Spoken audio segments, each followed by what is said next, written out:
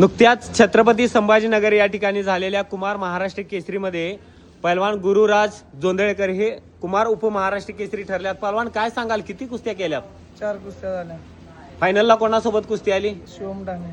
तर शुभम डाणे हे कुमार महाराष्ट्र केसरी 17 वय वजन गटाखालील झालेले आहेत आणि पैलवान हे उपकुमार महाराष्ट्र केसरी झालेले आहेत. त्यांचे वडील पण आहेत. काय सांगाल, मुलगा चांगला आज नाव केलेला आहे.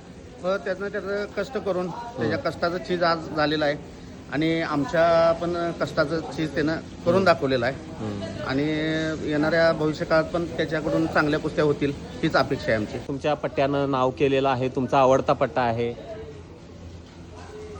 नाही चांगले कुस्त्या केल्या त्याने. अपेक्षा खूप चांगल्या कुस्त्या केल्या. त्याच्या वजनाच्या मानानं त्याच्या वयाच्या मानानं खूप चांगल्या कुस्त्या केल्या त्यानं. त्याला भावी वाटचालीस खूप खूप शुभेच्छा आणि इथून पुढे असाच परफॉर्मन्स त्याच्यावर टिकेल असं आम्हाला असं वाटते आणि तसा तो नक्कीच परफॉर्मन्स देईल. तालमीतनं एकच पैलवान होता का बाकी आणि पैलवानाची निवड झाली गटामध्ये? 4-5 जण होते. गिरको रोमनला 2 फर्स्ट झाले, 1 सिल्वर झाला आणि 2 थर्ड झाले. शुभेच्छा पैलवान तुम्हाला पुढील वाटचालीसाठी. येणाऱ्या काळातील हा महाराष्ट्र केसरीचा प्रबळ दावेदार असणार आहे गुरुराज जोंधळेकर, शाहूपुरी तालीम, कोल्हापूर.